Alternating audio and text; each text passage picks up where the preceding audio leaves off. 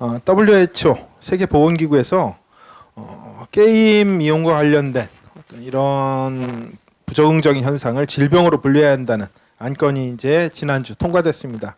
한 주 동안 뭐 국내외적으로 여러 의견들이 좀 나오고 있는데요. 정말 이것이 게임은 정말 시급한 치료가 필요한 질병이냐, 아니면 게임에 대한 선입견이 과도하게 사회적으로 반영돼 가지고 나타나는 과도한 반응이냐, 이과 관련된 많은 찬반 의견들이 나오고 있습니다. 격동하고 있는 게임 산업 문제점, 진단 및 해결책과 관련된 의견들을 다양한 패널들을 모시고 말씀을 나눠보고자 합니다. 여기 오늘 패널 여러분들이 참석하셨는데요. 제가 직접 소개하는 것보다 마이크를 돌리면서 한번 소개를 직접 듣는 시간을 갖도록 하겠습니다. 네, 안녕하세요. 성남 분당가 국회의원 김병관입니다. 반갑습니다. 예, 안녕하세요. 한국인터넷기업회 사무총장 맡고 있는 박성호입니다. 반갑습니다. 네, 안녕하세요. 건국대학교 정의준이라고 합니다. 반갑습니다. 안녕하세요. 콘텐츠진흥원의 곽성환입니다. 반갑습니다. 네, 안녕하세요. 저도 아마 여러분처럼 거기 앉아 있어야 될 위치이기도 한데요. 저는 스포츠 서울의 김진욱이라고 하고요. 한 20년 정도 이제 게임 업계를 취재하다 보니까 여기까지 또 앉게 됐습니다. 지금은 가천대학교에서 잠깐 e스포츠 관련 학과 강의를 좀 맡고 있기도 합니다. 네, 감사합니다. 예, 귀한 시간 그리고 이른 아침 아주 여러분들이 와주셨는데요. 이제 이렇게 본격적으로 대부분의 내용들은 이미 아실 거고요. 그리고 오늘은 좀 그래도 좀 편한 게 찬반과 관련된 얘기가 나올 것 같지는 않습니다. 대체로 이제 게임 업계 내에서 우리의 현재 위치를 좀 돌아보고 앞으로 어떻게 해야 될 거냐, 그리고 좀 여러 가지 걱정들도 많지만 희망적인 측면들을 좀 말씀해 주실 분들이 오셨으리라 생각되는데, 우선 좀 이제 가볍고 짧게, 최근 WHO에서 게임 장애, 게임 이용 장애가 질병 코드가 등재됐는데요. 이것과 관련돼 가지고 국내에 미칠 부작용 혹은 혹여 기회 요인이 있다면 기회 요인들 말씀해 주셔도 좋고요. 이런 부작용과 관련돼 가지고 어떤 것들이 우려가 되는지 이런 것들을 좀 간단하게 말씀을 듣도록 하겠습니다. 우선 김진욱 기자님 혹시 그쪽부터 이렇게 먼저 말씀을 듣도록 하죠. 간단하게 좀 말씀. 네, 저는 이번에 그 논의가 진행되면서 굉장히 안타까웠던 게 이런 거인 것 같아요. 그러니까 게임의 질병이다라는 건 어떻게 보면은 그 의학적으로 어떤 물질이 작용해서 되는 게 아니라 사회학적인 어떤 관점이 더 크고 정치학적인 관점이 더 큰 것 같습니다. 그런데 이 부분에 대해서 게임은 먼저 나쁜 것이라는 것을 낙인을 찍어놓고 너 나쁜 거니까 나는 연구를 통해서 앞으로 너희들가 나쁜 걸 증명하기 위해서 나는 너희들의 질병 코드가 필요해 라는 관점에서 지금 진행되고 있다는 이 현실이 좀 안타깝다고 생각하고요. 이 부분에 대해서 굉장히 안타까운 게 이런 것 같아요. 사회적 낙인 효과라는 것은 굉장히 중요한 부분인 것 같아요. 그리고 그걸 넘어서기 위한 그 노력도 한번 낙인이 찍히면은 그걸 넘어선다는 것은 굉장히 더 어려운 문제인 것 같습니다. 근데 저희들이 게임이 나쁜 것이라는 것을 낙인이 찍힐 때까지 우리는 과연 무엇을 했는가? 우리뿐만 아니라 여기 업계에 계신 분들이 다, 여기 안 계신 업계 분들도 많이 계실 거예요. 그분들이 과연 무엇을 해야 하는가도 한번 저희들이 되돌아봐야 될 기회가 아닌가, 그런 생각을 많이 하게 됐습니다. 저는 여기까지 말씀드리고요. 네. 저희 문체부와 콘지로는 게임을 문화적 관점에서 바라봐야 한다고 보고 있습니다. 게임 가몰입은 의료로 해결할 수 있는 것은 아니라고 생각을 하고요. 콘지론에서 2011년부터 매년 게임 가몰입 힙세조사를 하고 있습니다. 가몰입 비율은 3% 미만으로 지금 나오고 있고요. 콘지론에서 5년간 청소년 2,000명을 대상으로 추적 조사를 시행했는데, 과몰입군이든 일반군이든 청소년들 간의 군간의 이동은 빈번하며 5년간 과몰입에만 머물러 있는 학생도 1.4%에 불과합니다. 그래서 청소년계에는 과몰입이 되더라도 금방 돌아올 수 있다는 것을 의미를 하고요. 따라서 게임을 질병이라고 문제 삼는 것 자체가 문제라고 생각을 합니다. 그래서 게임 가몰이 됐을 때 문제가 있는 청소년들은 그 가정에서 부모가 자녀의 문제를 해결하기 위해서 노력을 해야 되고요. 그리고 학교에서는 선생님의 그 지도 등을 받아서 해결을 해야 됩니다. 그렇게 되어서 또 해결이 되지 않을 때에는 그 청소년 산도항 시설들은 이용해서 해결을 돼야 한다고 생각을 합니다. 네. 게임 질병화 되어서 어떤 조치가 되고 무엇이 어떤 기회가 될 것이냐는 말도 있는데 사실 조금 더 브로드하게 좀 넓은 관점에서 본다면은 사실 역사적으로 늘 이래 왔죠. 새로운 매체가 들어오면은 항상 기성세대는 그 새로운 거에 관해서 우려를 통해 가지고 소위 마이너 그룹이라고 얘기하는 청소년이나 여성들에 관해서 거기에 접근하는 것을 상당히 규제하는 것이 일관되게 왔다는 거죠. 그래서 어차피 게임 산업이 새로운 어떤 IT의 기치가 된다고 한다면은 분명히 이러한 어떤 제약 조건이나 이런 것들은 소위 이제 모럴 패닉이라는 입장에서 분명히 다가올 것이다. 근데 이번은 이제 조금 심하게 강하게 다가왔기 때문에 우리가 또 강하게 반발해야 되는 것은 너무나 당연한 것 같고요. 사실 그 ICD-11이 얘기가 나오고 그러면서 전 세계 사회과학자들 약 30명 정도가 ICD-11에서 반발하면서 여러 가지 논문을 제출했는데요.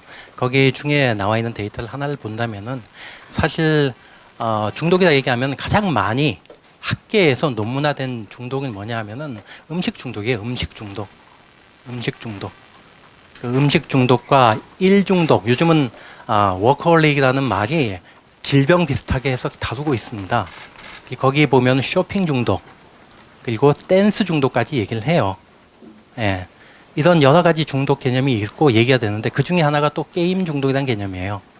근데 사실 여기서 다루는 개념은 행위 중독과 비슷한 개념이라고 해가지고 사실은 중독이라는 어떤 질병이라는 차원에서 아직 다루지는 않은데 유독 그 중에서 게임만을 떼내가지고 질병화 소위 디지즈, 멘털 디스오더라는 개념을 아예 덧붙이는 것 자체가 아까 얘기한 대로 모럴 패닉의 입장에서 당연히 그럴 수밖에 없다 이렇게 생각이 됩니다. 그런 입장에서 우리는 상당히 게임에 관련된 곳에서는 상당히 이걸 억울하죠. 그러면서 우리는 정당하게 거기에 반론을 제기해야 될 거고 실제로 과학적인 데이터나 그리고 의학적 내부에서조차도 여기에 대해서 반발이 많이 있기 때문에 제 생각에는 이런 논란을 통해 가지고 건드리지 말아야 될 것을 건드리지 않았나 생각이 듭니다. 더 많은 논란이 될 거고 이걸 통해서 과연 병이라는 개념을 어떻게 봐야 될 것인가, 병이 순수하게 실전의 과학적 데이터나 어떠한 근거를 가지고 제시한 것인가에 대한 의문, 근본적인 의문부터 이것이 제기되기 때문에 오히려 게임이 조금 억울한 면이 있겠지만은 그런 근본적인 문제에서 새롭게 문제가 되게 되는 시작이 아닌가, 긍정적으로 보자면 그렇게 생각할 수가 있을 것 같습니다.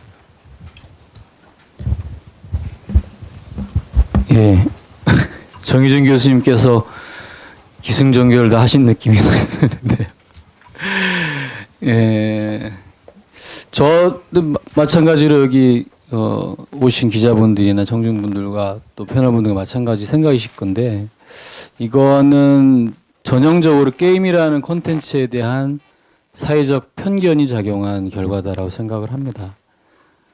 아직까지 게임 산업 물론 많이 성장했지만 전체 산업에 차지하는 비중이 크다면 크고 적다면 적을 수 있는데 아직 소수라고 생각하고요. 실제 게임을 많이 해본 분들 또 게임을 즐겨본 분들, 취미로 가지신 분들이 다수냐라고 할 때는 그렇지는 않다고 볼 때 결국은 이제 사회적인 다수에 의해서 좀 밀리는 듯한 느낌이 좀 들고요.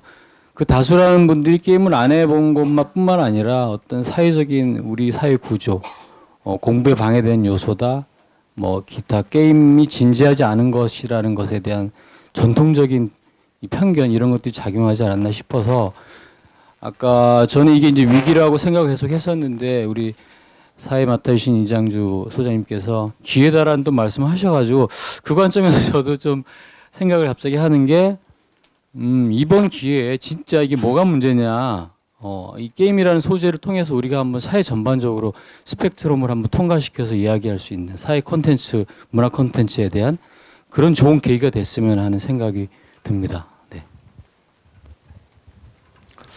네, 질문이 이게 어떻게 보면 위기 요인이냐 기회 요인이냐 이런 질문으로 돼버렸는데요.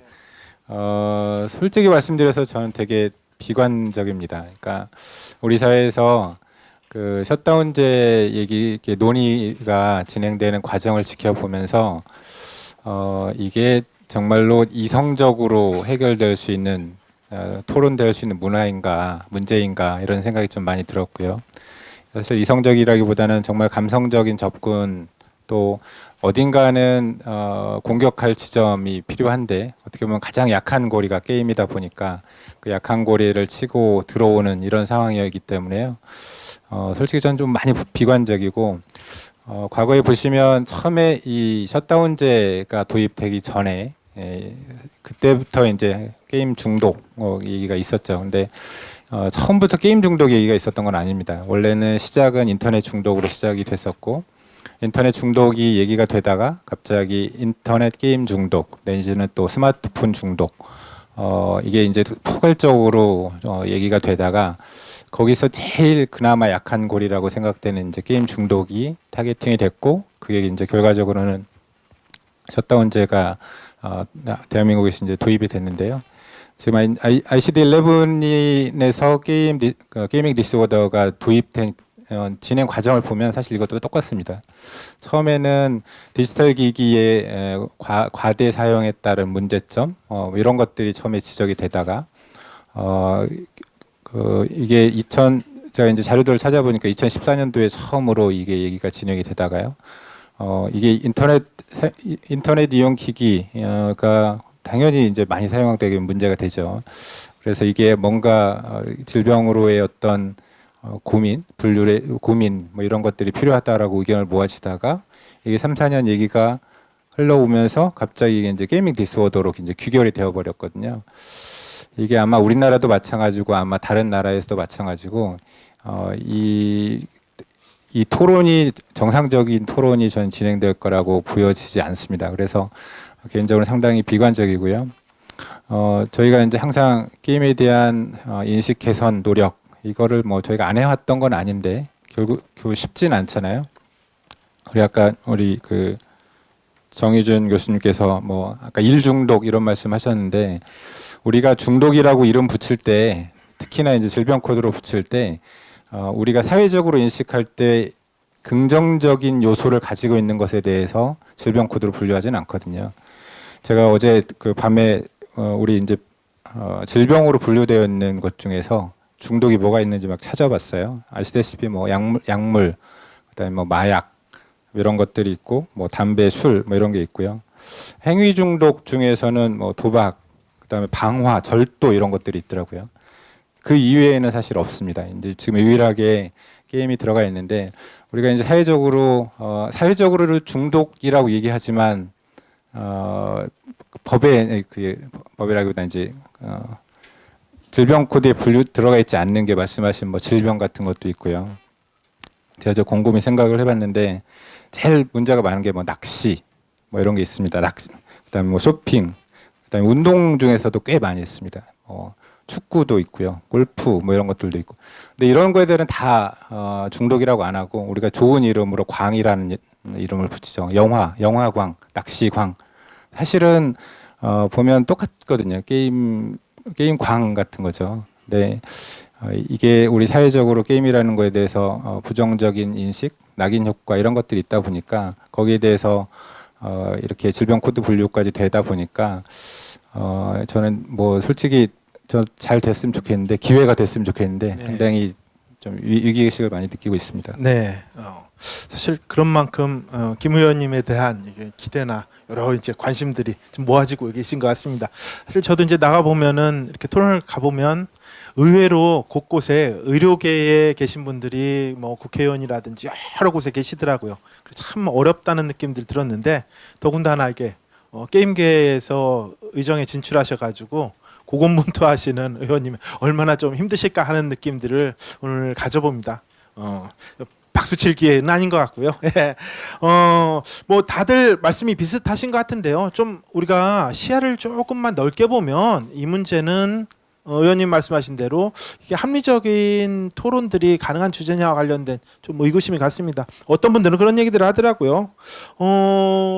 보건의료계가 지금 의료 데이터 공유 같은 것도 반대하고 기술이 발전했는데 원격 의료도 이제 반대하고 그보다 훨씬 더 일상화된 수술실 CCTV 설치도 이렇게 반대하는 이런 마당에 이런 게임 이용 장애라는 것들을 같이 놓는 것들을 그냥 고지고대로 듣기가 되게 좀 보기가 좀 힘든 거 아니냐.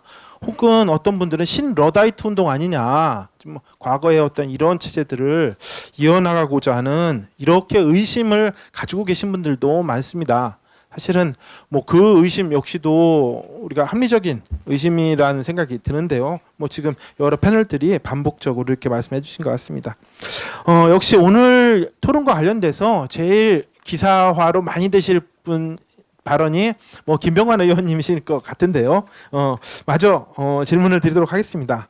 그동안 게임 업계에 계신 분으로서 이제까지 뭐 지금 이런 게임 이용 장애 이전에 많은 히스토리들을 알고 계시고요. 지금 진행 상황도 아마 여기서 직접 말씀은 하기 어려우시겠지만 제일 잘 아시고 계실 거라고 생각됩니다.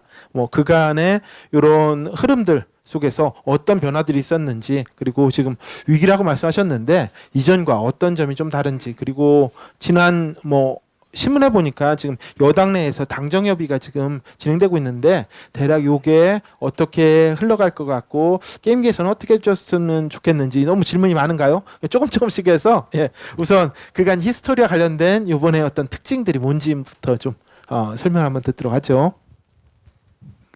너무 한꺼번에 막 질문 주셔가지고 짧게 가시죠. 솔직히 저 개인적으로 잘 모르겠습니다. 이거를 이 상황을 지금 어떻게 바라봐야 될지, 그리고 앞으로 어떻게 풀어가야 될지 솔직히 아직 개인적으로도 잘 모르겠습니다. 이제 그 말씀은 이제 원래 이 게임 이용 장애 지금 이제 그렇게 딱 돼 있는데 게임 중독이 아니다. 게임 이용 장애다. 그러니까 게임 자체가 중독 물질이 아니고 게임을 이용하는 데 있어서 장애가 발생한 부분이다. 이렇게 지금 이제 의학계에선 얘기를 하고 있습니다. 그러다 보니까 저희가 이제 과거에 이게 게임 중독이냐 아니냐를 가지고 저희가 사실 토론을 하고 논박을 했었는데 갑자기 의료계에서 이 게임 중독의 문제가 아니고 그냥 이용 장애인 거다. 그래서 기존에 저희가 중독이라고 하면 알고 있는 보통 이제 어떤 물질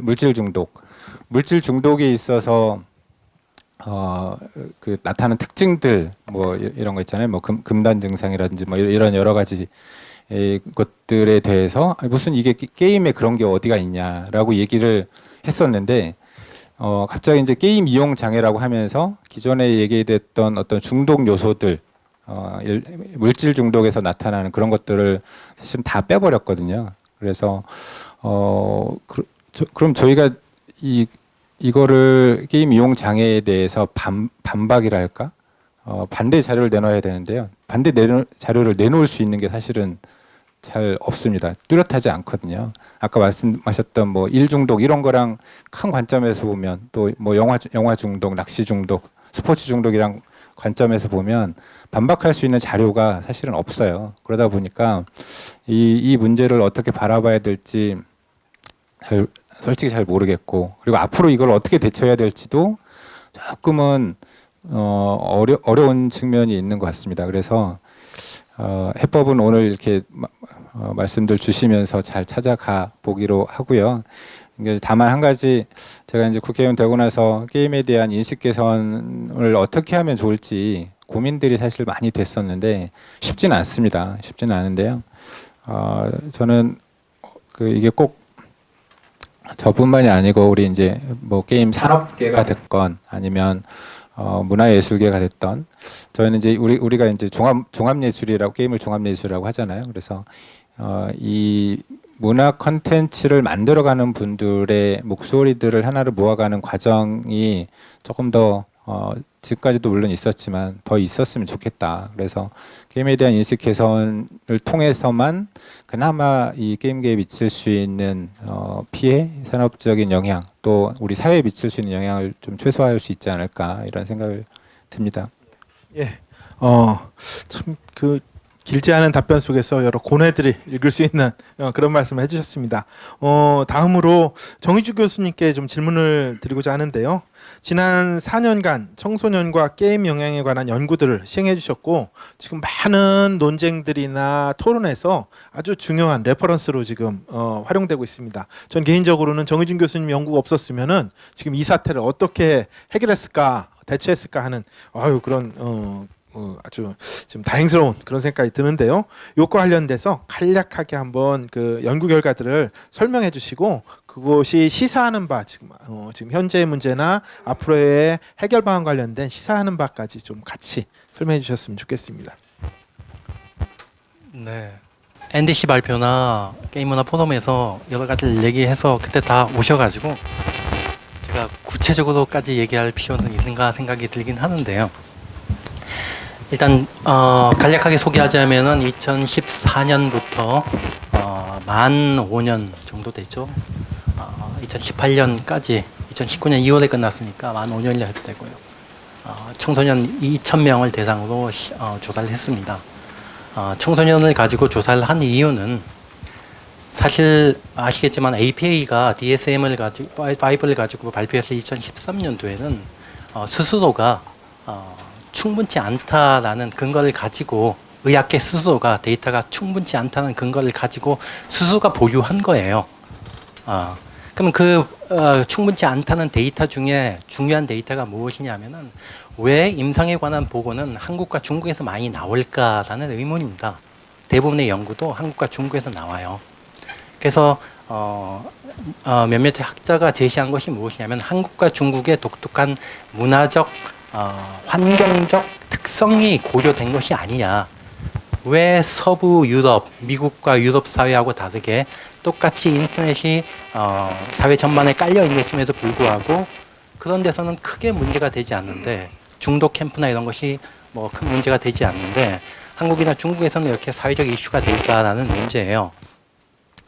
그러한 모순이 있기 때문에 그러한 문제가 있기 때문에 스스로가 보류를 내렸고 5년 동안 어떻게 된지 모르겠는데 2018년도에 ICD-11에서 이것을 결정을 했죠. 근데 의료계 스스로가 이것은 전문적인 영역이기 때문에 사회과학 영역에서 터치할 일이 아니라고 논문에서도 그렇게 얘기를 해요.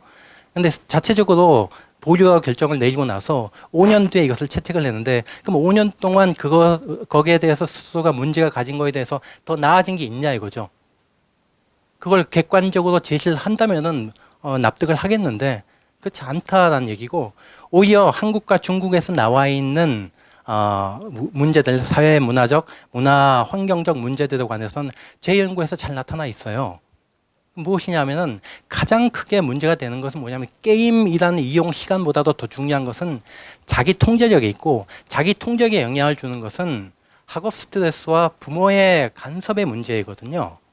그러면은 이 두 가지 문제가 무엇이냐? 바로 한국과 중국은 너무나도 이 두 가지 문제에서 명백하게 다른 나라와 다르다는 거죠. 네. 왜냐하면은 한국과 중국은 옛날부터 과거제라는 문제를 통해서 대학 입시라는 것 이어오면서 시험 자체가 인생을 한 번에 변화시킬 수 있는 아주 중요한 요인을 하기 때문에 가족이 특히 부모가 상당히 개입을 많이 할 수밖에 없는 거고 학업 스트레스가 상당히 크다는 거죠. 그래서 그런 문제 때문에 저희가 조사를 한 결과를 가지고 본다면은 한국과 중국은 그런 문제 때문에 이런 것이 많이 나타나구나. 그 말이 납득이 되지 않을까 싶습니다.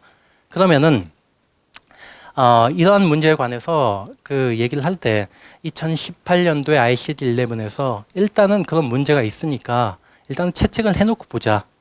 그 다음에 여기에 대해서 근본적인 문제 또 뭡니까? 이거 측정하는 문제.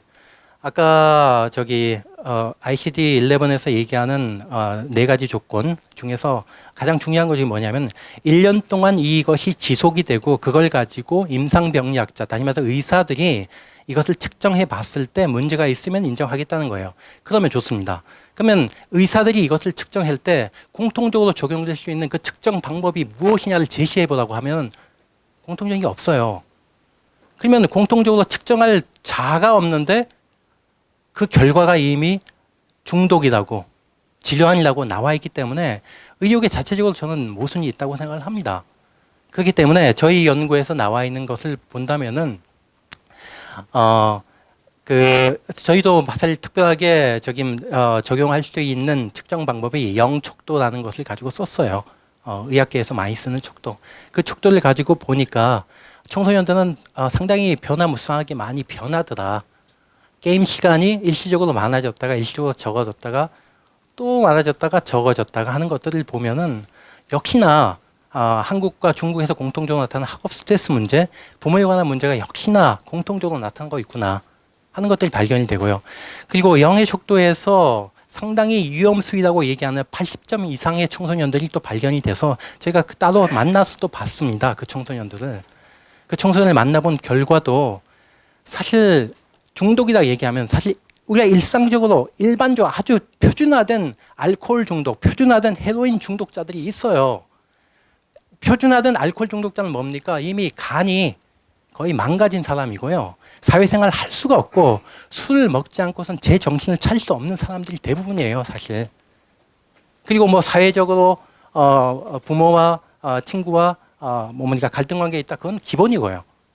그러면 그 표준으로 봤을 때 표준적인 의학계가 얘기하는 게임 중독자들은 어떤가라고 얘기하면요, 영촉도를 가지고 80점 이상을 가지고 중독자라고 얘기하는데 그 촉도를 저희가 만나보면은 절대 헤로인 중독자, 알코올 중독자, 마약 중독자는 그 표준 개념 자체가 증상 자체가 전혀 다릅니다. 그 개념으로 본다면 게임 중독이라고 얘기하는 사람은 지극히 정상적입니다. 정말 지극히 정상적입니다. 갈등이 있습니다. 사회적 일상적 문제가 있어요. 그게 또 중요한 표준이죠. 4개의 표준 중에서. 그리고 스스로가 끊고자 하는데 끊지 못한다. 그리고 이것 때문에 다른 일에 손을 잡을 수가 없다. 이 4가지 기준으로 본다면은 글쎄요.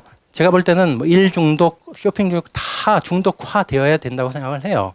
그래서 저희 연구를 가지고 본다면은 가장 중요하게 보는 것들이 사회 환경적인 요인이다. 게임보다도. 그리고 사회 환경 요인 중에서 부모에 관한 요인이다. 그래서 부모가 어떻게 접근하냐가 되게 중요하다고 봐요. 그래서 사실 문화적인 요인으로 또 게임 산업적인 요인으로 본다면 저희가 그 이후의 얘기를 많이 못했지만은 부모가 어떻게 대처하는 분야까지 저희 연구를 보면 잘 나옵니다. 부모가 어떻게 대화를 해야 되고 어떤 식으로 접근해야 되고 어떤 행동을 보여야 되는 것까지 잘 나타나고 있거든요. 부모의 일관적인 태도와 그리고 부모 스스로가 먼저 지키는 행위, 무엇인가 약속을 했을 때 먼저 지키는 행위, 그리고 부모가 먼저 우울하지 않고 고독하지 않고 자기 통제를 먼저 솔선수범해서 보여야 되는 여러 가지 것들이 나와요. 그러나 이런 것이 사실 근본 문제이긴 하지만은 게임과 직결된 것이 아니기 때문에 저희가 강조를 하지 않았는데 그런 문제들이 저희 연구 통해서 나오기 때문에 사회적으로 문화적으로 이것을 접근하지 않고서는 근본적으로 해결할 수가 없다. 그래서 일반인들이 만약 이 문제를 가지고 접근을 한다면 게임을 없앤다고 하더라도 근본 문제는 해결되지 않는다. 그리고 게임을 없앤다 하더라도 이 청소년들에게는 스트레스 문제를 해결하기 위해서 스스로 면역 차원에서 무엇인가 또 중독적인 행위를 보일 것이다. 그러면은 만약 게임 자체가 병이 되어서 근본 원인이 돼가지고 게임 중독이 된다면 걔네들이 차지하는 또 다른 매체, 뭐 유튜브든 스마트폰이든 그러면 스마트폰도 중독이 병이 돼야 되고 유튜브도 중독이 병이 돼야 되는 거죠. 근본적인 문제 없이는 모든 것을 병으로 만들 수밖에 없는 구조이다. 따라서 여기에 대해서는 사회문화적으로 접근하는 것이 가장 근본적인 해결 방법이고 게임은 상당히 억울한 부분이 그런 면에서는 많이 있다라고 생각하시 저희 연구에서 나온 결과라고 얘기할 수 있습니다. 예. 뭐 이렇게 장기간 연구 결과가 다 풍부한 결과로 이렇게 하실 말씀이 되게 많은 것 같은데 끄트머리에 좀 이런 것들을 또 핵심만 모아가지고 한번 더 기회를 드릴 테니까 요 정도로 하고요. 사실은 이런 얘기들 합니다. 그 일상생활에 지장을 준다 하는 얘기들을 어떤 사회학자들은 그런 얘기를 하더라고요. 저성과에 의료하다 그런 얘기를 합니다. 게임을 많이 해도 공부 잘하면은 별 문제를 못 느낀다는 거죠. 게임 많이 해도 엄청 많이 해도 돈 잘 벌면은 문제를 못 느낀다는 겁니다. 게임을 많이 하냐 적게 하냐가 문제가 아니라 결국 성과가 높으냐 안 높으냐를 가지고 통제하고자 하는 한 방법으로 지금 이런 게임 이용 장애라는 것들을 들이대고 있다. 과연 이후에 있어서 수많은 디바이스와 서비스들이 나올 때 그런 것들이 사회적으로 요구하는 성과들과 연결된다면 당연히 이런 것들이 확산될 수밖에 없다. 이런 우려들을 좀 가지고 있는데요. 그런 점에서 좀 이런 문제들을 단지 지금 나오는 ICD-11의 잣대가 아니라 좀 사회적인 측면들로 좀 확산되어서 볼 필요가 있다고 생각됩니다. 이거 관련돼서 가장 넓게 많은 분들을 만나신 분 중에 한 분이 우리 김진욱 기자님이 아닌가 싶습니다. 의학계와 업계, 학부모 등 다양한 방면에 취재를 해보면서 가장 극심한 의견 차이가 나는 부분들이 어떤 부분인지 좀 이렇게 소개를 해주시고요. 그 가운데서 좀 느끼셨던 통찰이나 뭐 인사이트 같은 거 있으면 좀 말씀해 주시죠. 네, 저기 앞에서도 거의 나온 얘기죠. 거의 그 국내에서는 이 학습과 게임의 대척 관계가 가장 큰 문제였던 것 같아요. 많은 부분들도 그러셨고, 게임을 너무 과하게 해서 그 중독 센터나 아니면 그런 걸 해결하기 위해서 센터를 찾으신 분들의 대부분의 목소리가 결론은 학습의 대척점에 게임이 있다는 겁니다. 근데 이 현실적으로 바라보면은 그 중독이나 아니면 좀 너무 좀 심각하게 게임을 과하게 즐기는 친구들과 얘기했을 때 그게 해결하는 가장 좋은 방법을 어떤 분이 그런 얘기를 하시더라고요. 그의 얘기를 들어주고 그 게임에 대해서 이해를 하면은 그 친구가 많은 얘기를 하고 그거에 제어할 수 있는 힘이 생기더라. 그러면서 대체제가 만들어지는 경우들이 많더라는 얘기를 하십니다. 뭐냐? 더 재밌고 더 관심 있는 걸 주면은 게임은 거기에서 저절로 떨어지게 된다는 것이죠. 그런데 보면은 이제 학부모와 당연히 학생들에서는 엄청난 차이가 납니다. 학생들 입장에서는 학습을 하다가 잠깐 즐기는 놀이일 수 있고 인간이라는 게 당연히 놀지 못하면은 그 존재의 의의가 없죠. 놀면서 제가 뭐 7살짜리 아이들을 키우는데 이 친구가 가장 좋아하는 거는 노는 겁니다. 놀면서 배우고 놀면서 그걸 즐깁니다. 인간이 살면서 유의를 즐기지 않는다는 거는 그걸 죽은 거나 다름없다고 보죠. 그러다 보니까 이 학생들도 중간중간 그 유의를 찾는데 그 중에 하나가 이제 게임이 됐고 게임을 즐깁니다. 근데 문제는 이 게임을 즐긴다는 게 시공간에 어떤 제약이 없다는 거예요. 과거 뭐 이게 인터넷이나 게임이 없을 때는 이 학생들이 뭘 했겠습니까? 밖에 나가서 축구를 했던가 아니면 야구라든가 아니면 뭐 다른 놀이를 했죠. 근데 그거는 시공간에 제약을 할 수 있었습니다. 학부모들이. 근데 이 게임은 시공간의 제약을 피해서 이 언제 어디서든 즐기고 있다는 게 가장 이 학부모들 사이에서 가장 고뇌인 것 같아요. 막을 수 있느냐, 내가 시간과 공간을 제약하면은 학부모들은 과거는 막을 수 있었는데 게임은 이 막을 수 있는 방법이 굉장히 쉽지 않다는 거죠. 더군다나 이 게임을 바라보는 학부모님들이 대부분 지금은 이제 게임을 이해하시는 분들 많았지만 과거에는 거의 게임에 대한 이해도가 작다는 거죠. 굉장히 이해도가 낮기 때문에 내가 모르는 것을 당연히 제어할 수밖에 없는 구조가 되는 겁니다. 그러다 보니 학생들과 점점 더 그 갈등이 깊어지고 갈등의 골은 당연히 이어지지 못하는 거죠. 그 갈등은 결론은 더 커지고 그거는 가정의 불화까지 가게 됩니다. 결론은 이런 어떤 악순환의 고리가 계속 게임을 공격하게 만드는 어떤 포인트로 만들고 있습니다. 의학계에서는 그런 것 같아요. 의학계에서는 당연히 이 부분 약한 연결고리를 갖다가 자신들의 어떤 그 시장으로 만들고 싶은 욕구가 생길 수밖에 없죠. 그런데 그 당연히 이런 문제를 정신적으로 해결해야 됐고 학부모들도 많은 고민을 털어오고 그리고 실제 게임을 즐겼던 분들도 난 이런 문제가 있다라고 자각을 하시는 분들도 생깁니다. 실제 가장 무서운 거는 게임을 알고 계신 분이 게임을 공격할 때예요. 그런데 이런 부분에 대해서는 우리가 그거에 대한 고민은 해봤는가라는 내부적 성찰이 좀 필요하고요. 저는 또 이런 얘기를 하고 싶어요. 의학계에서는 게임 과몰입으로 인한 부작용도 있지만 의학계에서는 의학의 그 영리화 그리고 돈을 위한 부조리가 어마어마하게 많다는 걸 다들 아실 겁니다. 이미 약품을 하게 되면 뭐 리베이트라든가 그 수많은 부작용들이 있습니다. 근데 그 의학에 계신 분들은 이걸 질병화해서 우리 애들의 선의를 믿어달라. 어떻게 우리가 그들한테 질병을 그리고 중독이라는 걸 어떻게 그들한테 더 씌울 수 있겠느냐라는 부분도 저희들은 믿을 수가 없는 부분들이 있죠. 네. 예. 아주 그 다방면에서 많은 취재를 하셔가지고 하실 말씀이 많으실 것 같은데 마찬가지로 끄트머리 좀 더 정리할 기회를 드리도록 하겠습니다. 실질적인 문제들 사회적으로 문제가 없는 곳은 없죠. 다 양지가 있고 음지가 있는데 이 문제를 어떻게 정의하고 접근할 거냐는 시각의 차이가 좀 있는 것 같습니다. 질병으로 접근할 것이냐 아니면은 사회적인 문제 지혜를 모아야 돼서 뭔가 새로운 합의를 만들어내야 될 합의로 접근할 것이냐 혹은 정책의 문제로 접근할 것이냐 여러 가지 측면들이 있을 텐데요. 이런 의료계의 접근과 대척점에 있다면은 아마도 한국콘텐츠진흥원과 문화부가 지금 역점적으로 추진하고 있는 게임 과몰입 힐링센터가 아닐까 싶습니다. 곽성환 부장님께 질문을 드리고 싶습니다. 네.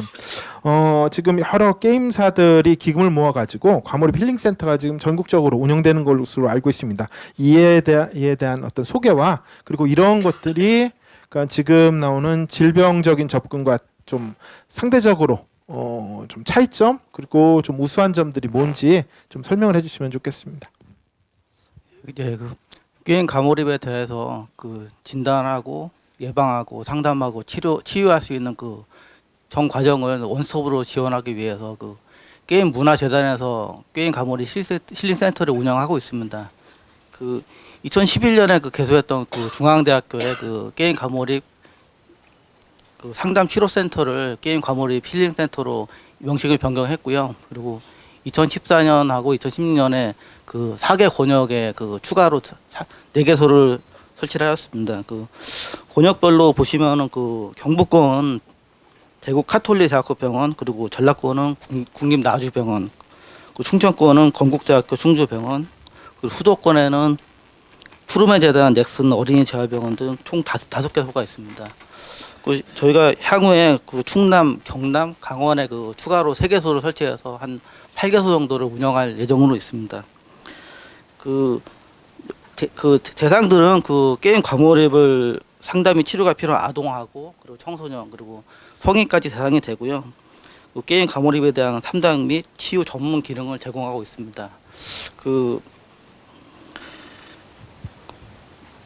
정말로 그 문제가 생겼을 때는 그 유로적인 해결 방법으로 해결을 해야 되겠지만은 저희는 그 음악이나 그 체육 같은 활동을 통해서 이 문제를 해결해 나갈 수 있고 계속적으로 게임 과몰입 실생서를 운영해 나갈 예정입니다.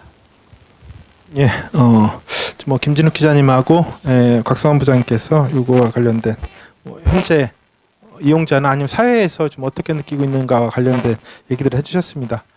제가 조금 좀 우려스러운 걱정스러운 측면들은 좀 그런 측면들이 좀 있긴 합니다. 지금 과몰입 힐링센터가 주로 병원을 중심으로 운영되는데 지금의 핵심이 게임을 의료화하는 거고 근데 이쪽 대안도 병원에서 뭔가 솔루션을 찾는다는 게 과연 이게 좀 바람직한가와 관련돼서는 우리 좀 돌아볼 필요가 있다고 생각됩니다. 그리고 또 하나 측면들 아까 이제 계속 나왔었던 일상의 적응과 관련된 얘기들 제가 또 모두의 앞서서 저성과의 의료화라는 얘기를 했는데 결국 게임을 많이 하냐 적게 하냐 문제가 아니라 이 문제를 소비자들이 느낄 때는 공부를 그래서 좀 더 하냐 일을 좀 더 하냐를 가지고 이 사람이 치료됐다거나 아니면 좋아졌다거나 이런 것들을 느낀다고 했을 때 참 갑갑한 측면들이 그런 것 같아요. 정작 게임 뭐 과몰입 힐링센터라고 하면서 정작 지원해야 되는 거는 뭐 과외를 시킨다든지 혹은 뭐 일과 관련된 이런 걸 해줘야 그 소비자들이 뭔가 효과를 느끼는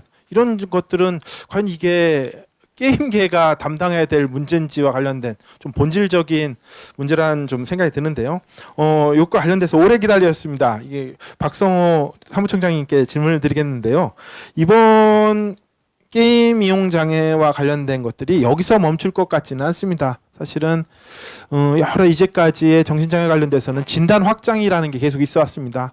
맨 처음 ADHD도 월남 참전 병사들만 했다가 이게 계속 확장되고 내용도 확장되고 사람도 확장되고 ADHD도 마찬가지로 계속 확장되는 이런 문제들이 생기는데 게임 이용 장애도 단지 지금 게임이 아니라 앞으로 게임이 활용되는 다양한 뭐 AR, VR, 뭐 AI 그 외에 여러 가지로 확장될 가능성들이 지금 우려돼서 지금 뭐 이번에 공대위에서도 단지 게임계만 모인 게 아니라 다양한 컨텐츠나 기술, 문화와 관련된 분들이 모이신 걸로 같습니다. 이것과 관련돼서 가장 일선에 계신 사무총장님은 어떤 생각들을 가지고 계시고 어떻게 대응해야 될지 좀 보관이 있으실 것 같은데 한번 소개 한번 해주시죠. 네. 보관까지는 없습니다. 고민을 하고 있고요. 말씀하신 것처럼 이게 게임 하나로 지금 끝날 문제가 아닐 수 있다는 우려가 있습니다. 그러니까 쭉 패널분들 말씀하셨지만 이거는 가치 중립적인 콘텐츠의 하나라고 저는 생각을 하고요. 게임을 모르시는 분들이나 게임을 아까 김준욱 기자님 말씀처럼 학습이나 어떤 효율성과 대척점에 놓고 지금 마녀 사냥식의 사회적 투사를 하고 있는 거라고 프레임을 놓는다면 그 약한 고리로 등장하는 대상은 게임뿐만 아니라 우리가 지금 향유하는 모든 콘텐츠가 다 그 대상이 될 수 있다라는 점에서 굉장히 우려스럽습니다.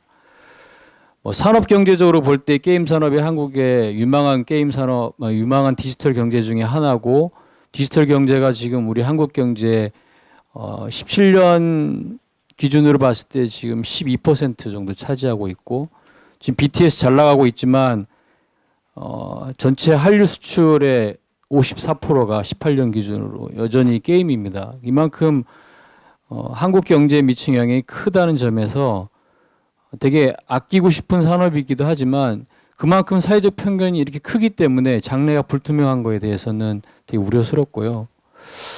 이게 굉장히 지금 패널들 분들 말씀하신 것처럼 하나의 로직으로 해결되는 문제가 아니고 역사적인 과거 제도부터 시작한 이 DNA, 어떤 진지성에 대한 고집스러움, 이게 시리어스 게임이라는 용어 옛날에 있었잖아요. 그럼 전 그 보고 무슨 생각이 들었냐면 게임은 그러면 시리어스하지 않다. 원래 진지하지 않고 가볍고 되게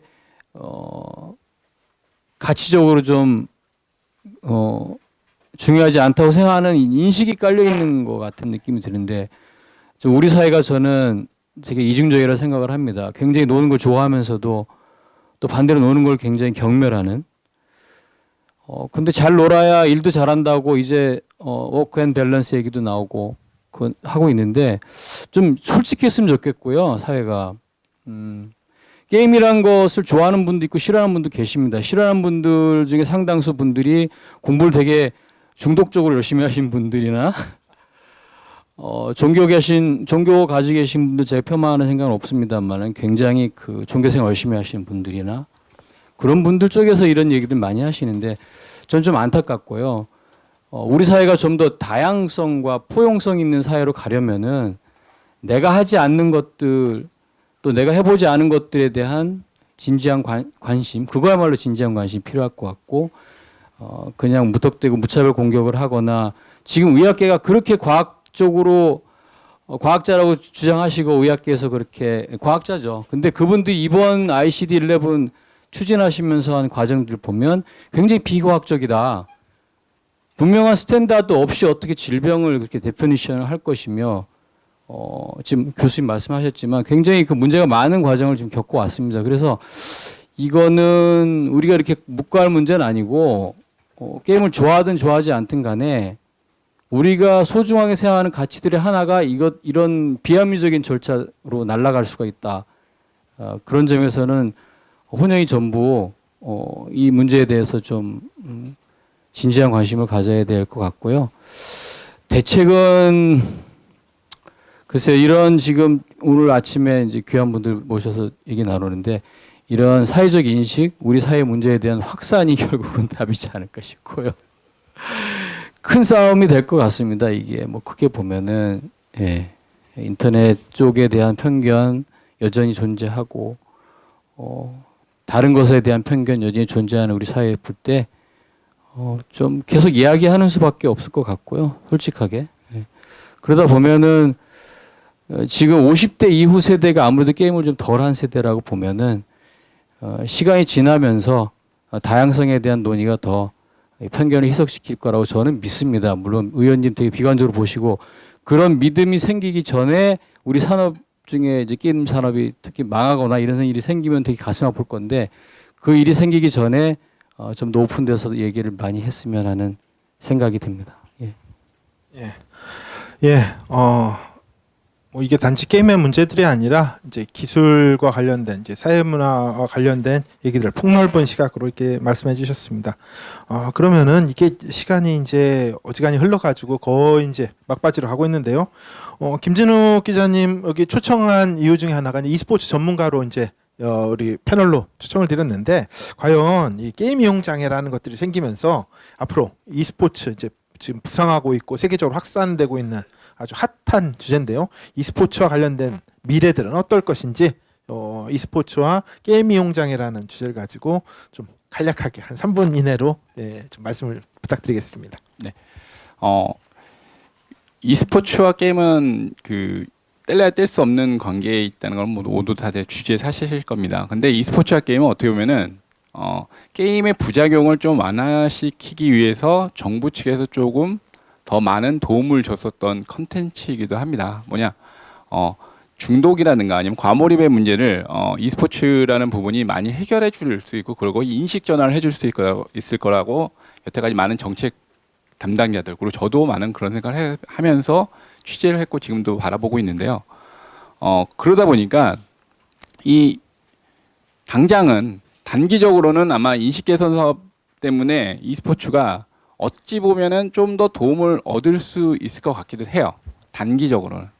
그러나 장기적으로 봤을 때는 e스포츠가 성장을 위해서 지금 생각하는 게 아시안 게임에 지금 뭐 시범 종목으로 들어왔고, 그리고 이제 정식 종목을 좀 꿈꾸고 있습니다. 그리고 미래에는 e스포츠가 올림픽이 종목이 되기 위해서 다들 노력하고 있는데, 그러기 위해서는 지금 현재와 같이 게임이 질병이라는 어떤 낙인이 찍힌 상태에서는 그 미래의 꿈이 거의 무산됐다고 봐야지 되지 않을까라는 그런 생각을 해요.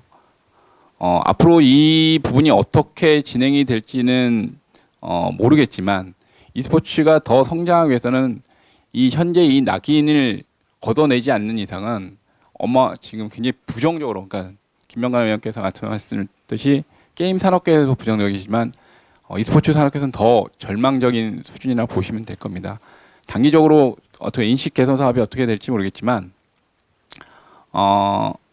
이 부분에 대해서 e스포츠에 좀 더 초기에는 투자를 하셔야 될 것 같고요. 여러 부분에서. 그리고 그 안에서 더 긍정적인 요소, 게임의 긍정적인 요소, 그리고 함께하는 어떤 그 커뮤니티적인 요소, 이 부분을 좀 강조하는 측면에서, 그리고 스포츠의 중독을 아까 말씀드린 대로 스포츠의 중독이 어떻게 보면 사회적인 긍정적인 요소가 있었기 때문에 그 중독에 대해서 문제 제기를 하지 않듯이 e스포츠가 그런 차원까지 성장할 수 있게 여러분들이 많이 도와주셔야지 게임의 부정적인 요소도 또 완화될 수 있을 거라고 생각합니다.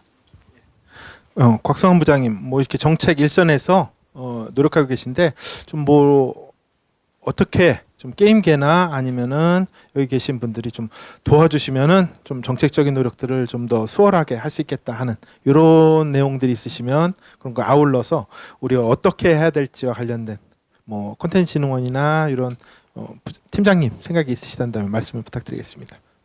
예, 그 질병학 코드는 그 사회적 합의가 필요한 사항인데 불구하고 그러지 않았다는 것이 좀 문제라고 생각을 하고요. 그리고 국민의 그 인식도 많이 부족한 상황입니다. 그래서 이런 부분들을 해결하기 위해서 저희 그 2019년에 그 4가지 연구를 진행을 하고 있고요. 그리고 게임 리서치나 그 캠페인, 가족 캠프, 힐리센터 이런 그 게임 문화를 확산하고 인식을 바꿀 수 있는 그런 부분들을 대하여 계속 사업을 진행할 예정으로 있고요. 그리고 그 관련 부처가 있습니다. 뭐 통계청이나 교육부 등 뭐 하는 부처들이 있는데요.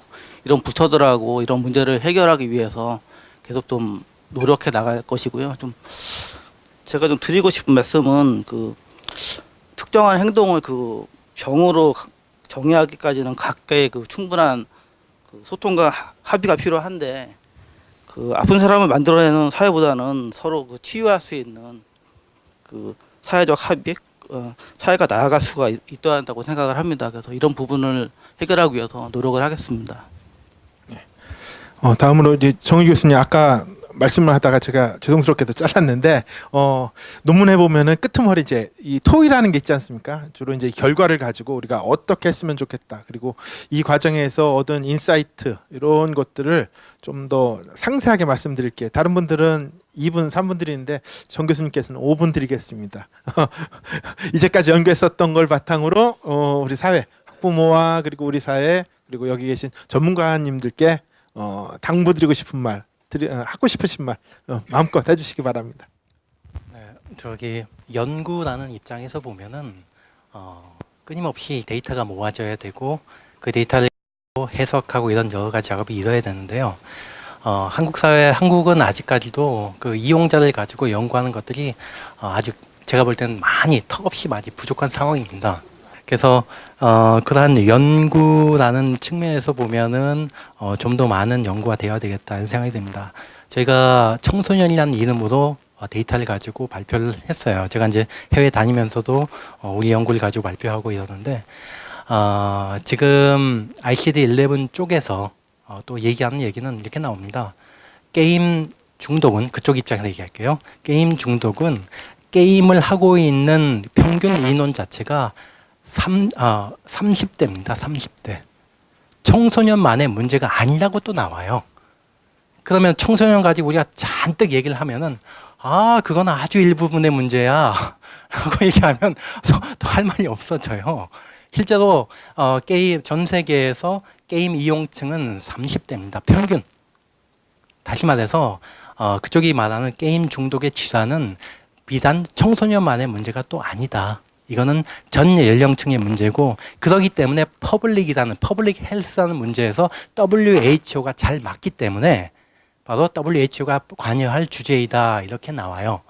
그러면은 청소년뿐만 아니라 이제는 다른 연령층도 우리가 좀 더 조사를 하고 연구를 해야 되고 그런 많은 데이터가 또 필요하겠다는 생각이 듭니다.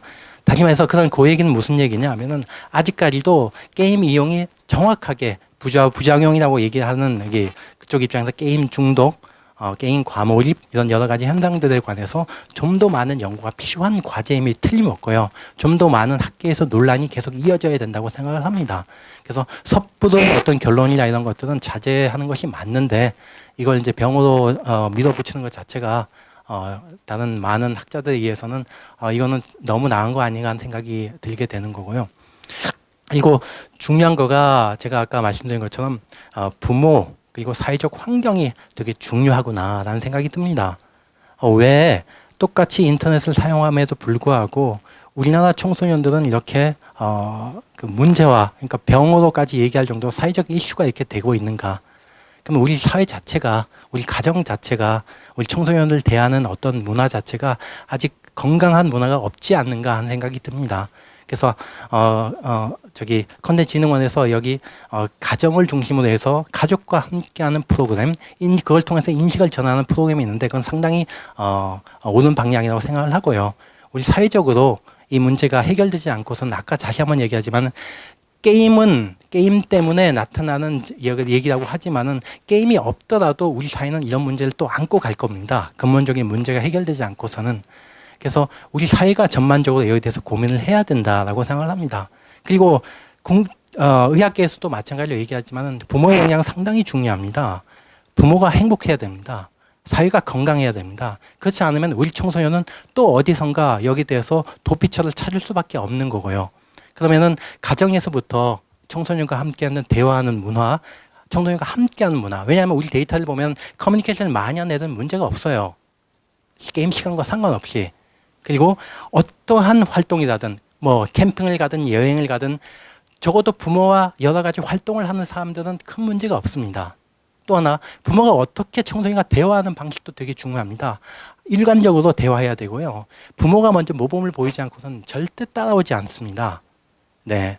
그래서 이런 여러 가지 문제를 보았을 때 이 문제는 물론 이 게임이라는 문제를 가지고 산업적인 문제로 또 얘기할 수 있겠지만 좀 더 범사회적인 문제로 우리가 접근하지 않으면 근본적으로 이 문제는 해결될 수 없겠구나 하는 그런 생각이 듭니다. 그리고 또 하나는 연구를 하면 할수록 참 우리나라 청소년들 불쌍하구나 생각을 많이 합니다. 정말 불쌍합니다. 예, 뭐 미국에 가면은 밖에 나가면은 잔디부 구장이 펼쳐져 있고 얼마나 놀 수가 있거든요. 그리고 문화적인 생활이나 이런 것들을 얼마든지 할 수 있는 여건이 많이 되어 있음에도 불구하고 많이 있는데 우리나라는 과연 우리 청소년들이 과연 무엇을 할 수 있을까? 문화부에서는 어떻게 하면 문화적 복지를 증진시킬까 이런데 청소년들에게도 그런 고민을 많이 해야 되고요. 청소년들에게 체육 활동이나 신체적인 건강을 위한 여러 가지 활동은 우리는 무엇을 하고 있는가? 그런 거 볼 때 이런 모든 문제가 복합적으로 나타나는 것이 뭐냐면 이 게임이라는 걸로 나타나는 겁니다. 우리가 스트레스 모형을 가지고 저희가 얘기를 했는데요. 스트레스가 많이 쌓이면은 우리 몸은 자동적으로 그 스트레스를 이겨내기 위한 면역 활동을 하게 됩니다. 그럼 이 스트레스를 이겨내기 위해서 무엇인가에 집중하고 이것을 잊으려고 노력을 해요. 우리 청소년들이 바로 그런 상태가 아닌가 생각을 합니다. 우리 청소년들의 상당 많은 부분이 취약층에 있습니다. 학업 스트레스 상당히 높고요. 그로 인해 가지고 자기 통제력이 상당히 떨어진, 다시 말해서 면역력이 떨어져 있는 상황이에요. 이런 청소년들에게 과연 우리가 무엇을 해줄 것인가 라는 문제로 우리가 근본적으로 접근하지 않고는 이 문제 근본적으로 해결이 되지 않는 문제라고 생각을 합니다. 그래서 우리가 게임이라는 입장에서 접근을 하지만은 좀 더 많은 분들에게 설득력을 가지기 위해서는 우리 함께 변하자, 우리 부모가 먼저 변하자, 우리 사회가 함께 변하자라는 식으로 하는 방향으로 우리가 접근하는 것이 중요하지 않을까 하는 생각이 듭니다. 감사합니다. 네, 사실은 게임에서 시작했지만 결국은 사회적인 진단 그리고 사회적인 솔루션들을 말씀해 주신 것 같습니다. 박성호 사무총장님 호스트신데 짧게 말씀해 주셔야 다음 이제 김용환 의원님 발언 시간이 확보될 것 같습니다. 네네네. 말씀 좀 부탁드리겠습니다. 예, 길게 말씀드리고 싶은 건 많긴 한데요. 짧게 하겠습니다.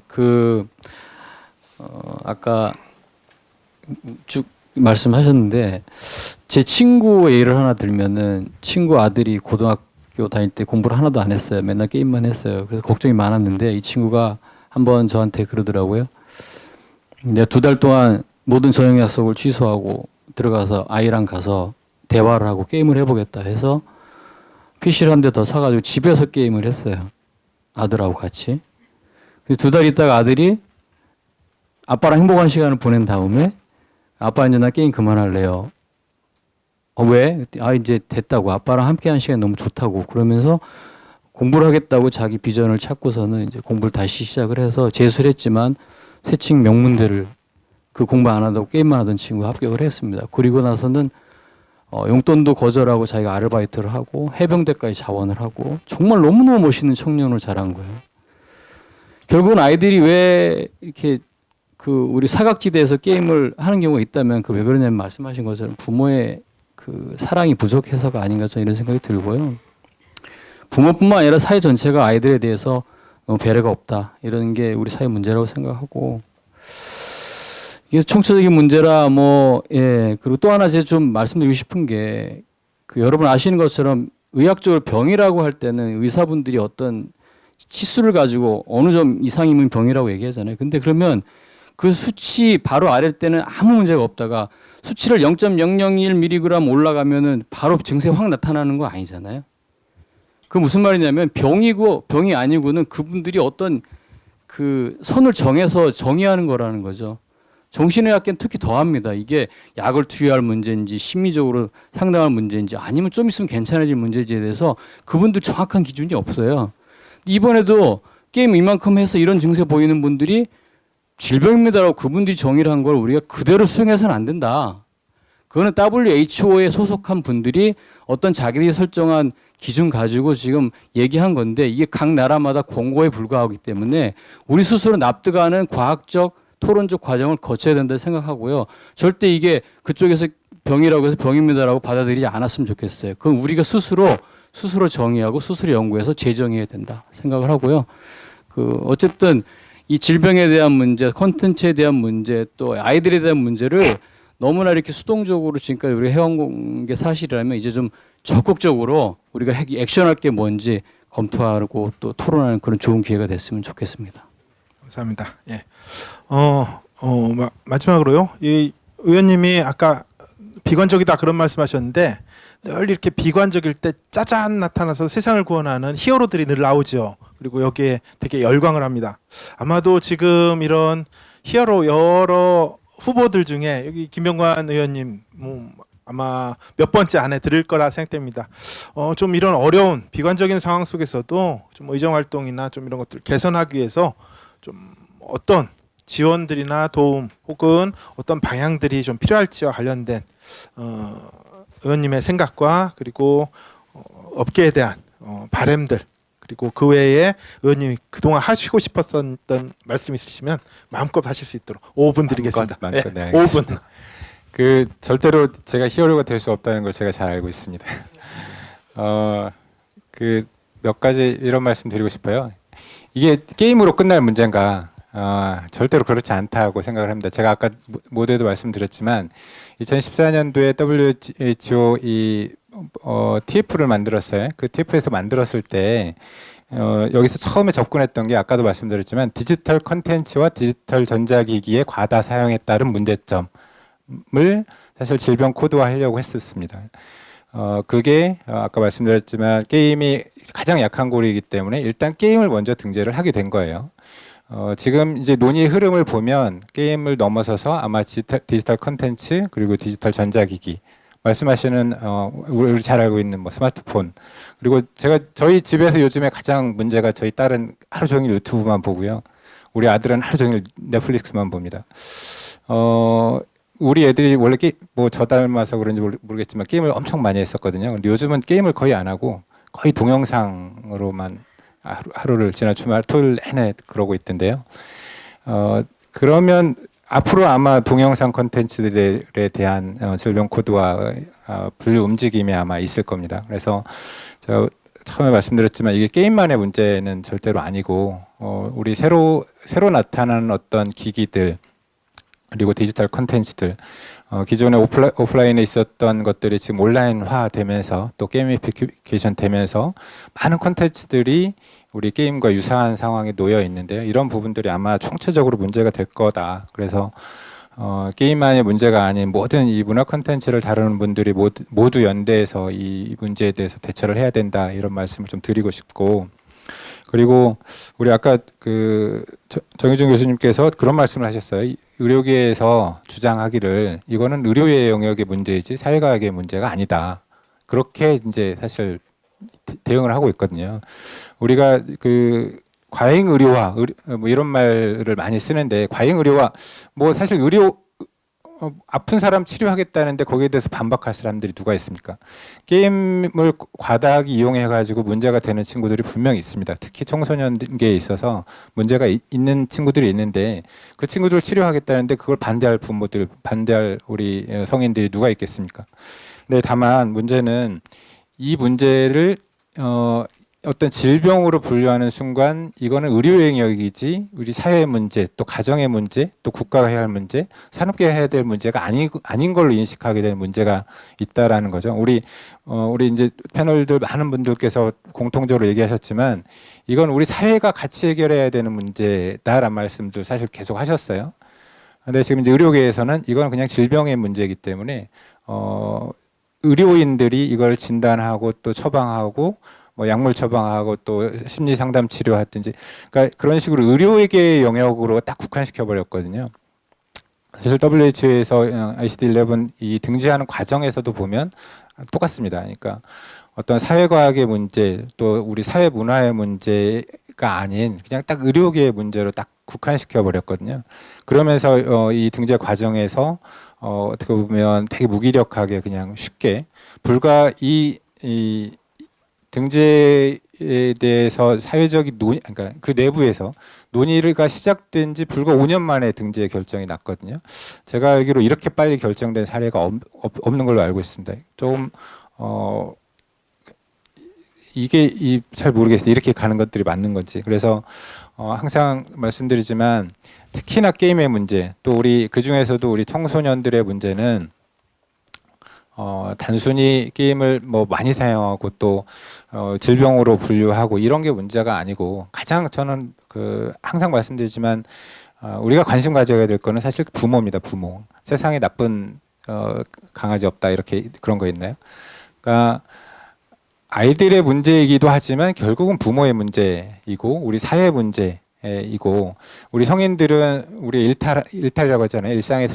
일상으로부터의 탈출할 수 있는 수단이 사실 무궁무진하게 많습니다. 각 개인에 따라서 어떤 사람은 뭐 친구들이랑 운동을 하기도 하고 영화를 보기도 하고 술을 마시기도 하고 뭐 우리가 나쁘다고 얘기한 담배를 피기도 하고 많은 커피를 마시기도 하고요.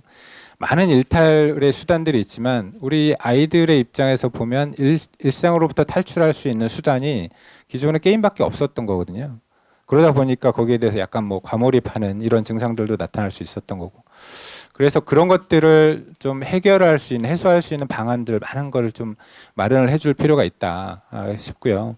그게 뭐 획기적인 하나의 방법이 있을 거라고 생각하지는 않습니다. 근데 제가 얼마 전에 우리 지역에 있는 한 교장 선생님을 만났는데 학교에서 가장 큰 이슈 중에 하나는 사실 게임 중독보다는 학교 폭력이거든요.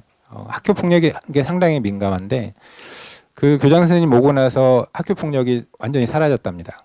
우리 교장 선생님의 한 획기적인 조치는 2교시와 3교시 사이에 체육시간 30분을 만들었다고 해요. 그래서 2교시, 3교시 사이에 전교생이 내지는 한 학년 전체가 운동장에 나와서 무조건 30분 동안 뛰도록 만들었답니다. 그래서 30분 동안 뛰고 나니까 애들이 더 이상 학교 폭력이 없어졌대요. 그러니까 우리가 생각하는 예를 들어서 어떤 게임의 문제라고 얘기하지만 또 학교 폭력의 문제를 얘기하지만 이거를 해결하는 방법에 있어서는 이걸 뭐 질병으로 분류를 해서 상담을 하고 약물 치료를 하고 이게 해결 방법이 아닐 수 있다라는 거예요. 오히려 애들 30분 동안 운동장에서 뛰도록 만드는 게 보다 근본적인 해결 방법일 수 있습니다. 그래서 우리가 어떻게 보면 의료계에서 만들어진 딱 프레임에 갇히지 말고 조금은 더 적극적인 해결 방법들에 대해서 함께 고민을 했으면 좋겠고, 이게 기존에는 의료계와 게임 산업계 이렇게 딱 대척점에서 사실 토론도 거의 없었습니다만 그렇게 있었는데 조금 더 많은 우리 사회에 관심을 가지는 우리 교육계에서도 그렇고 또 문화계에서도 그렇고 함께 이런 부분들 고민해봤으면 좋겠다는 말씀 좀 드리고 싶습니다. 예, 감사합니다. 사실 이 문제들과 관련돼서 뭐 거의 답은 나와 있는 것 같아요. 답은 나와 있는 것 같은데 실제로 어떻게 풀어내야 될 것이냐와 관련된 논의들이 여기서 다양하게 나왔다고 생각됩니다.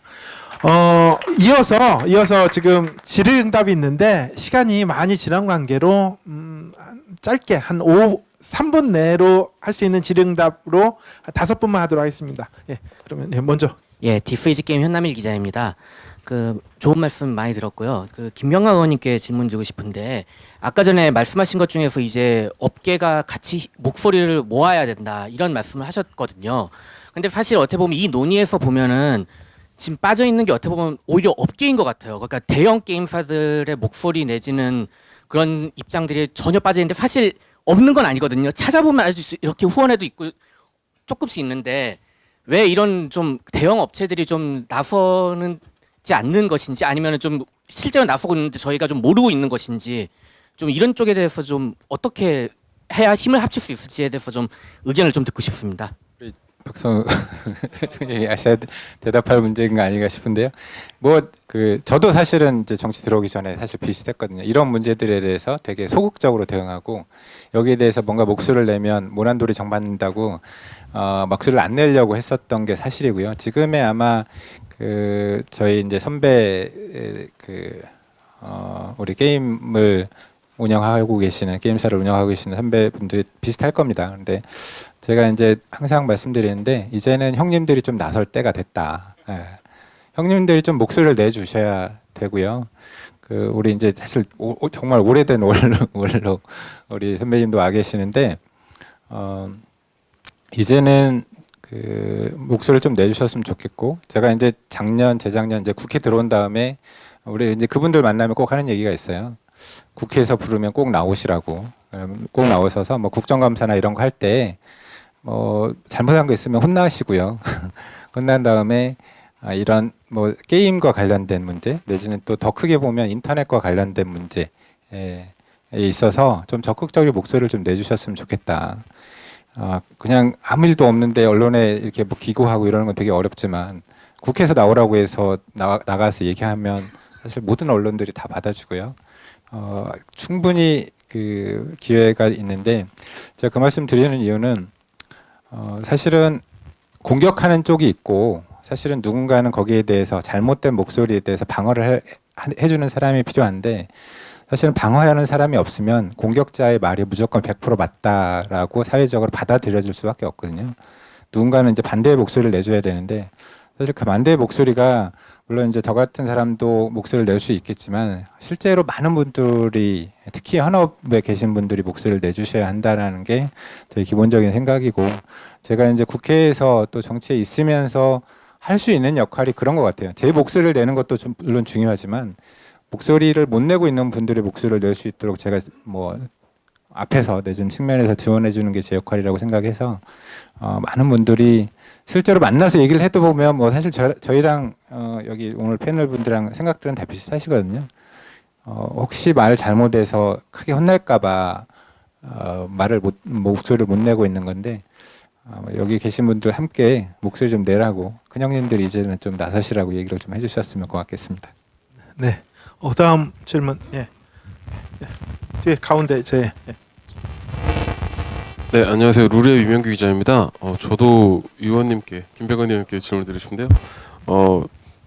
약간 비슷한 맥락인데요. 사실 아까 누누이 말씀하셨듯이 뭐 지금 부모층, 그 장년층에 대해서 좀 게임계가 결국은 뭐 게임의 인식 개선에 실패했다. 게임이 그들의 문화가 아니고 좋은 인식을 받는데 실패했다는 것이 문제의 원인이라고 지적을 하셨는데 우리나라 게임계가 장년층을 좀 게이머로서 소비자로서 포섭하고자 하는 의지가 매우 약했고 그리고 그들을 타겟으로 한 게임을 만드는 일이 매우 적었다는 것도 사실 이유가 된다고 생각하는데요. 뭐 의원님은 그 현상에 대해서 어떻게 생각하시는지 궁금합니다.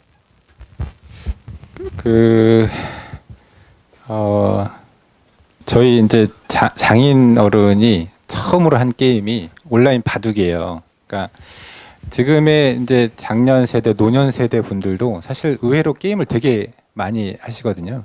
바둑 같은 것도 두고 처음에 그 애니팡 같은 경우는 그 제가 보면 저보다도 그때 왜 그런지 모르겠는데 50대, 60대 분들이 사실 청장년층보다 훨씬 더 애니팡을 즐겨 했었습니다. 그러니까 이게 약간 그분들 커뮤니티에서도 이걸 안 하면 약간 좀 뒤처진 듯한 그런 인식을 주기도 했었거든요. 이제 그러다가 이제 그 중장년층 또 우리 청소년층까지 사실 급격하게 확산이 됐었는데, 그러니까 이 문제를 해결하기 위한 방법으로 중장년층을 포섭하거나 이제 그분들을 위한 게임을 만들고 이건 저는 방법은 아닌 것 같고요. 아까 우리 교수님께서 이러한 문제들에 대해서 왜 한국과 중국, 동아시아권에서 더 문제가 되고 민감하게 받아들여지느냐 뭐 이런 얘기를 하셨어요. 연구도 하셨고. 근데 이 문제가 사실 일본에서는 그다지 크게 받아들여지지 않습니다. 뭐 그 서양 뭐 미국이나 유럽 이런 이쪽에서도 마찬가지고. 그게 결국은 게임에 대한 경험이거든요. 게임에 대한 노출. 미국, 일본, 뭐 유럽 이쪽 같은 경우는 게임의 역사랄까 게임에 노출된 시기가 사실은 뭐 1960년대, 70년대 아무리 뭐 짧게 봐도 80년대부터 게임이 다 노출되어 있던 세대다 보니까 이미 한 40년, 50년 이상 지났거든요. 그래서 어떤 게임에 대한 어떤 부정적인 인식이라기보다는 그냥 우리 주변에 있는 하나의 놀이 문화, 뭐 당연히 이것도 모든 놀이는 과하면 문제가 될 수 있습니다만 이제 어쨌거나 하나의 놀이 문화로서 인식이 되고 있는데 반해서 한국에서는 뭐 역사를 아주 길게 봐도 90년대 말, 보통 한 2000년대 중반 정도부터 동아시아권에선 이게 게임이 노출이 되기 시작했거든요. 그러다 보니까 사실 제 또래, 제 친구들만 해도 게임에 노출되지 않은 부모들이 의외로 되게 많아요. 그러니까 그러다 보니까 그분들 입장에서 보면 본인들한테 익숙하지 않은 어떤 매체고 콘텐츠거든요. 그러다 보니까 여기에 대한 어떤 두려움 같은 거, 거부감 같은 게 있다라고 보여지고, 사실 스마트폰도 마찬가지거든요. 우리 이제 여기 계신 분들 자녀들한테 스마트폰을 주는지 안 주는지 잘 모르겠는데 스마트폰에 대해서도 두려움들이 있어요. 거부감들이 있고 그러다 보니까 고등학교 졸업할 때까지 스마트폰 안 주는 부모들이 의외로 되게 많습니다.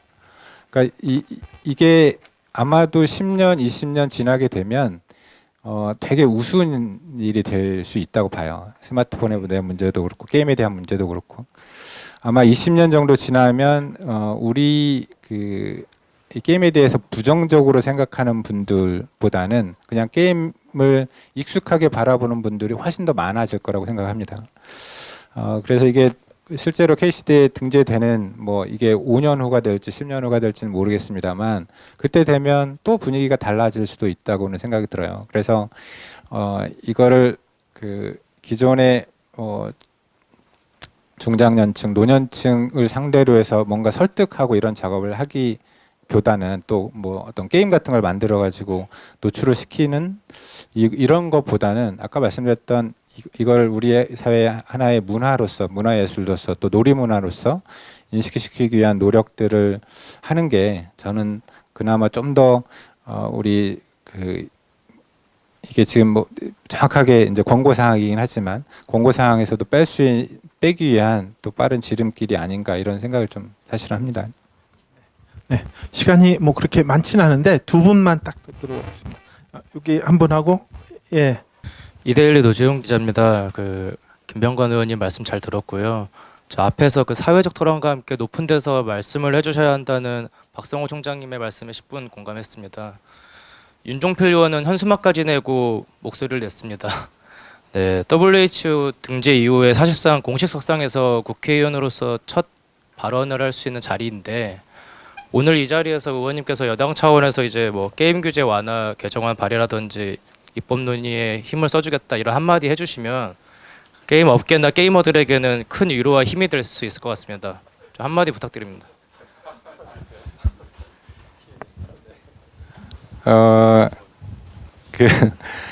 사실 공식적으로 우리 법적으로 게임에 대해서 법으로 규제하고 있는 거는 사실 아시다시피 별로 없습니다. 그러니까 셧다운제 관련된 법이 있고요. 그건 뭐 제가 이미 법을 내긴 했습니다만 그거 말고는 공식적으로 우리 제도적으로 법적으로 규제가 있거나 하지는 않아요. 근데 이제 아시다시피 어떤 행정 규제 또 뭐 등급 분류하는 과정에서 또 그런 이름 모를 규제들 이런 것들이 남아 있는 거죠. 이제 그거는 아마 뭐 저도 많은 노력을 하고 있고 그다음 게임 뭐 협회라든지 또 문화부에서도 많은 노력들을 지금 하고 있어서 그 부분은 과거보다는 조금씩 나아질 거라고 생각을 하고 있고요. 그리고 제가 이제 문화예술진흥법을 대표 발의를 했었는데 문화예술의 한 장르로서 게임을 인정을 해달라라는 법을 냈었거든요. 그 부분도 우리 와주시는 패널분들도 기자님들 관심 좀 가져주셨으면 좋겠습니다. 과거에 이 어떤 왜곡된 편견, 왜곡된 인식이 더 씌워져 있던 많은 것들이 있어요. 뭐 영화도 대표적이고 그 다음에 가장 최근에는 만화 같은 것들이 그런 이제 왜곡된 편견과 인식에 붙잡혀가지고 한국에서는 뭐 산업이라고 할 만한 것들이 다 없어져 버리기도 했고 그랬는데 가장 최근에 만화가 문화예술진흥법에 문화예술의 범주로 하나 들어가게 됐거든요. 저는 게임에 대한 인식 개선하는 데 있어서 아까 말씀드렸던 뭐 셧다운제를 개선하고 이런 것도 중요하지만 문화예술의 한 범주로 게임을 넣는 것도 저는 상당히 중요한 의미가 있다고 생각을 해서 제가 이제 법안 발의도 하고 우리 이제 정부를 상대로 해서 또 우리 주변에 있는 의원님들에게도 설득 작업들을 계속 하고 있거든요. 우리 패널분들이나 기자님들도 좀 관심 가져주시면 고맙겠습니다.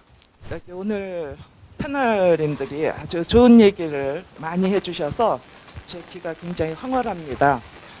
근데 있잖아요. 제가 그냥 굉장히 95% 행복하지만 5%가 좀 미흡한 것 같아서 그거를 좀 더 신경을 써주십사는 부탁 때문에 마이크를 부탁드렸습니다.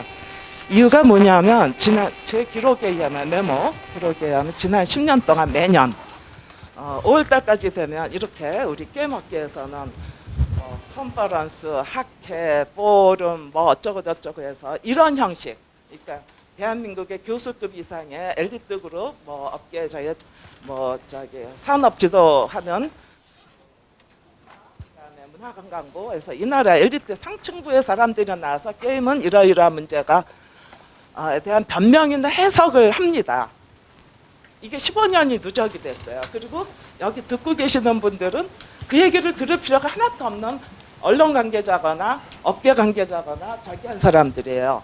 진짜 이 얘기를 들어야 될 사람들은 저기 그냥 지방도시에 있거든요. 우리가 이 행사들을 국회, 판교, 여기 아니면은 뭐 기껏해야 뭐 그런 정도. 우리나라에서 가장 핫플레이스고 화려한 곳에서 화려한 member들이 나와서 그 말씀을 하시고 그 행사 끝나고 나면 기록돼 끝나요. 그리고 다 잊어버려요. 그 다음에 아무것도 없어요. 그래서 지난 10년 동안, 15년 동안에 하신 말씀들을 전부 메모를 해보니까 어떤 저희 워드 하나도 바뀌지 않고 똑같아요. 그리고 더 빠진 것도 있고. 그래서 제가 아까 우리 저희 공격하는 쪽이 있고 방어하는 쪽이 있는데 방어가 부족하다고 했습니다.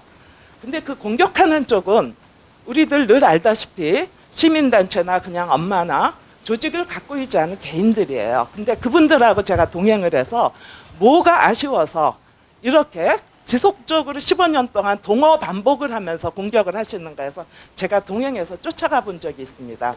권장희 씨랑 뭐 김민선 씨랑 이번에 새로 나온 인물을 빼고서. 근데 그분들이 하시는 거는 있잖아요.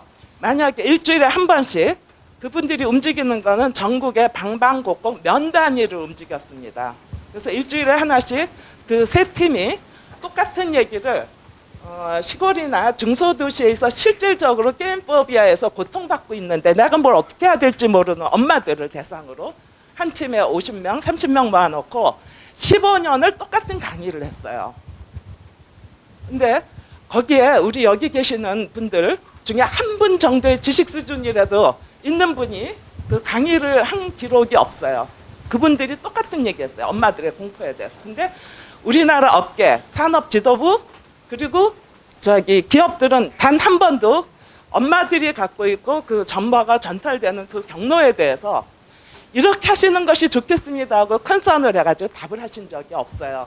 그래서 그 5% 모자라는 거 있잖아요. 우리가 정말 너무너무 잘해왔다고 생각합니다, 저는. 근데 바로 그 5% 모자라는 것 때문에 95%가 뒤집혀가지고 지금 질질 끌려가고 있다고 생각을 하거든요. 그러니까 그 부분을 조금만 더 신경을 써주시면 엄마들, 사실은 도시에 있는 엄마들 굉장히 유식해요. 저희 그 강의도 갔었어요. 저기 콘진원이 해서 엄마들을 대상으로 한다는 그 강의 갔었어요. 근데 거기 오신 분들은 그런 강의 필요 없으신 분들이에요. 실제로 저쪽에서 그 잘못된 정보, 왜곡된 정보를 듣고 내 자식을 내가 잘못 키우는가 보다 하고 공포심에 빠져서 끊임없이 움직이시는 분들은 정부 지방도시랑 그쪽에서 접촉된 사람인데 우리 비즈니스 하는 사람들이거든요. 접촉면과 그 개체 수에 따라서 그 영향력과 전파력은 J커브를 그리거나 T커브를 그리게 돼 있습니다. 우리가 이렇게 좋은 인풋과 좋은 저기를 갖고도 계속 패배감에 빠지는 이유가 그거 같으니까 사각지대가 하나 생긴 것 같아요. 그거에 대해서 좀 더 관심을 기울여 주시면 제가 이 할머니가 아주 감사하게 생각하겠습니다. 네, 예. 우리나라 이게 게임계 데모라고 이끌어주시는 저 장인경 대표님께서 이렇게 좋은 코멘트 그리고 아주 좀 찔끔한 말씀을 해주셨습니다. 사실은 정말 필요한 곳에서 이런 활동들을 하고 있는지 되돌아봐야 될 것 같고요. 좀 이러한 노력들을 좀 소비자, 수요자 측면에서 좀 확산시킬 수 있도록 해야 될 거라는 생각들을 가져봅니다. 긴 시간 동안 이렇게 토론을 했는데 토론하고 질의응답을 했는데 여전히 시간은 늘 부족한 것 같습니다. 좀 남는 시간 마치고 좀 개별적으로 질의응답을 해주셨으면 좋겠고요. 아무튼 이번 계기를 통해서 그 매년 해왔었던 루틴한 그냥 이런 행사가 아니라 좀 더 진일보한 논의와 그리고 이런 과정을 통해서 우리 사회가 같이 게임계와 우리 사회가 같이 성숙해가는 계기가 이 자리를 통해서 마련되었으면 하는 바람을 가지고 마치도록 하겠습니다. 감사합니다.